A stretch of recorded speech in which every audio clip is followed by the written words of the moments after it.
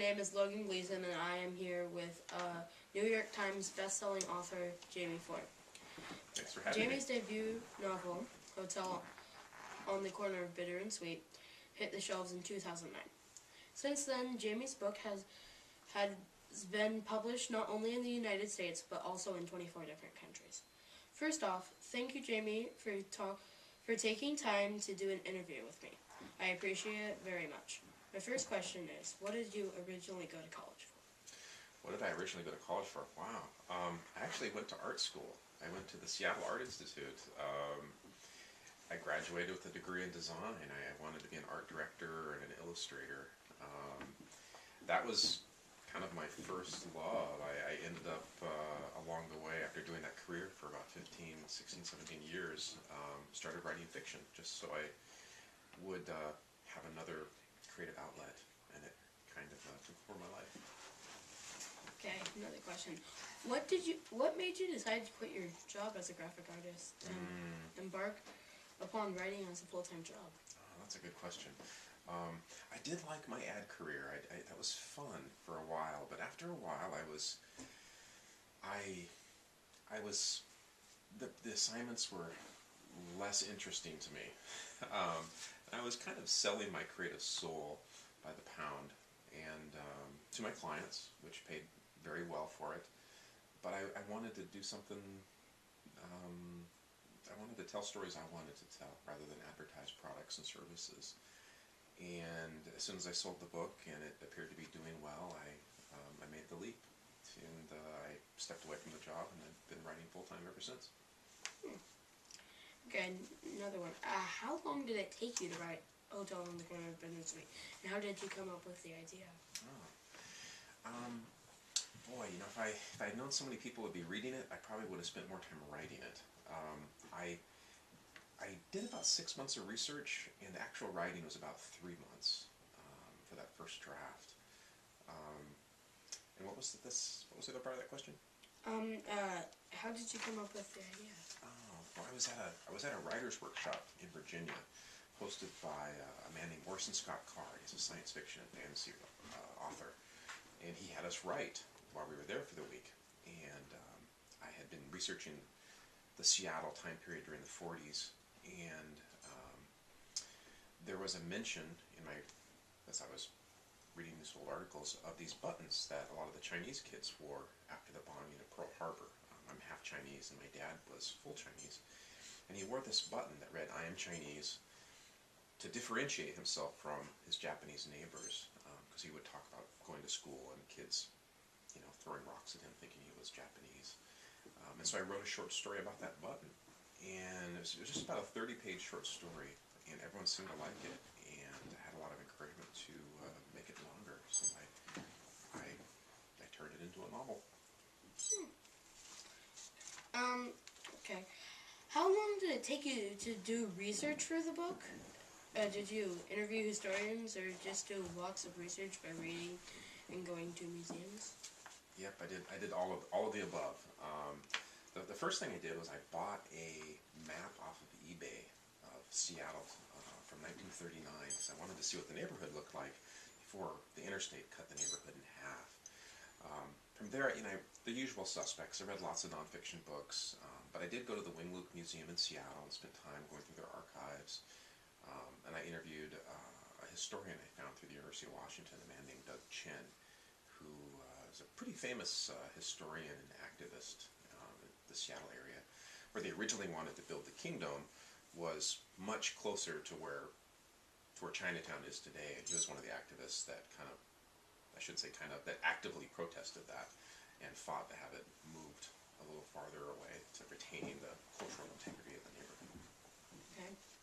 So, did you base Henry and Keiko off of real people from World War II?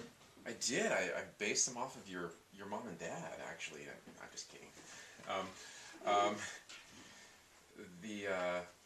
The character of Henry and Keiko, I didn't really base them off any individual people, but I'm kind of a sucker for love stories, and those stories of that real innocent kind of first love, which is always kind of fascinating. I think people they may discount those high school sweethearts and junior high sweethearts and things like that. But then those same people stress about meeting those people again 20 years later at a high school reunion. And I think those first relationships are really profound and are memorable. I kind of just based it on that archetype that I think a lot of people can relate to. Okay, that makes sense. And how did you learn about the Panama Hotel and its history? Oh, I can't remember where I first heard about it. I think it was in an article in the Sunday newspaper or something like that years ago, back in the 80s. And I really didn't think much of it. I didn't realize that the belongings were still there 20 years later, 30 years later. But as I was trying to turn the short story into a novel, I needed kind of a narrative bridge, because I broke the story into two time periods, and the hotel became like a plot device, this transition piece to go from the two time periods. And I had known of this hotel, and as I was just kind of thinking of ways to bridge these two stories, it seemed like a natural place. It was real. It was some place that I could go and look at. And then when I realized that the belongings are still there, it made perfect sense to do it. Okay, so when you were telling the story of Henry and Keiko, you write in a split of past and present. What made you take that style of writing? I jokingly tell people that it's just my short attention span. I would write in the 40s, and I would kind of get tired, and I would jump to the 80s, and there's some kind of truth to that, because it kept me writing. When I would slow down in one area, I could just turn my attention to a different time period. It was kind of a mental change-up. But I really wanted to give the story a redemptive ending. I mean, not necessarily a happy ending, but kind of a qualified ending. And I couldn't find that ending in the 40s, because for Japanese families coming out of internment camps, it wasn't like, yay, it was like being released from prison when they've been wrongfully accused. It was very quiet and full of relief rather than joy. And so I knew I wanted to jump to another time period. The 80s seemed to make sense. It was an era that I knew well, because I grew up during the 80s. And that was a time when the next generation of Japanese families, Japanese Americans, were finally asking questions about that time period, talking about that time period. And there were also, that's when they had reparations for to families that had been impacted by the internment. And it was after reparations occurred, the papers of redress were signed. Finally, some of those families that ice began to crack, and they began to talk about these things. Those stories began to come out. So it just seemed like a natural place to jump into. Okay. Well, did you ever dream while you were writing the novel that your first novel would be on the New York Times bestseller list? I didn't even dream it. I think maybe my agent might have dreamed it, but I just wanted to get a book published. I didn't want to be, my bar for success was really low. I didn't set it real high, because I didn't want to be disappointed. And honestly, I was just happy to get a book published, that someone actually would pay me money for a story that came out of my brain was kind of really cool. And at that point, the book kind of took on the life of its own. But you can't place too much in the New York Times bestseller list, because Snooki from the Jersey Shore, her book came out, I think last week, and it made the New York Times, so it kind of discounts the whole process, I think. And when is your next book, Whispers of the Thunder God, out, and what is the premise of it? Oh, Whispers. I don't even. It's tentatively titled Whispers of the Thunder God. I'm not sure if the title will survive, because there's a new movie coming out, the new Thor movie. So when people think of Thunder God, they think of Norse mythology. So I think there may be some changes to the title, but it should come out early next year, 2012. It's with my editor. It's going into copy edits right now.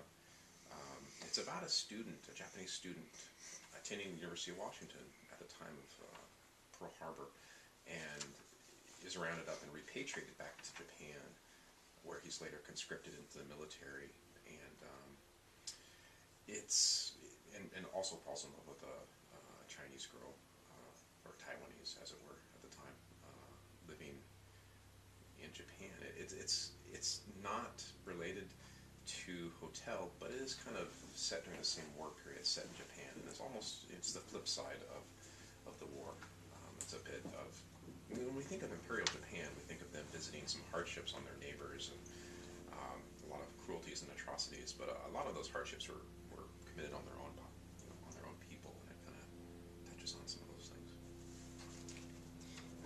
I also read on your website, jamie4.com, that you were working on a juvenile fiction book. Any idea when that might be published? And what is the storyline for that one? Boy, this one's.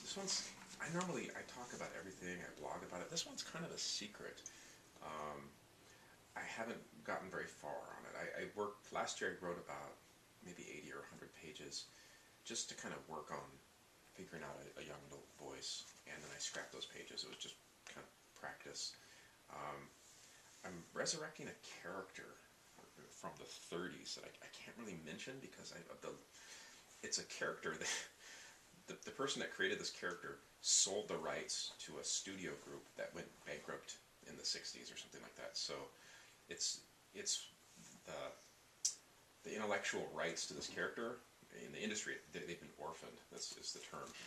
It's very ambiguous because the person that created it didn't have heirs, and I think I'm a little nervous about talking about it because I think it's a really cool character that is worthy of resurrecting in a completely different way. But before I say anything, I just want to make sure I can pull it off. So not just legally, but actually on paper. I'm not sure I can, so it's something I'm still splashing around with. But I'm really excited about it. Okay. One last question. Will you be adding a sequel to The Hotel in the Corner of Bitter and Sweet? Boy, the sequel question. I've had lots of emails from readers and people at book groups and book events ask about a sequel. My agents never asked about it, and my editors never asked about it. I've never really thought about it myself, so probably not in the near future. It's interesting that there's a lot of interest out there, but I kind of like the fact that Hotel ends and it's the start of a new story, and that story exists in the imagination of readers, and I think it's probably anything that I would write would probably not hold up to those expectations, I would imagine. Okay. Thank you, Jamie, for taking time to meet with me and do an interview. I really appreciate it. I am looking forward to reading your next book and, of course, your juvenile fiction book when you finish. Thanks for having me.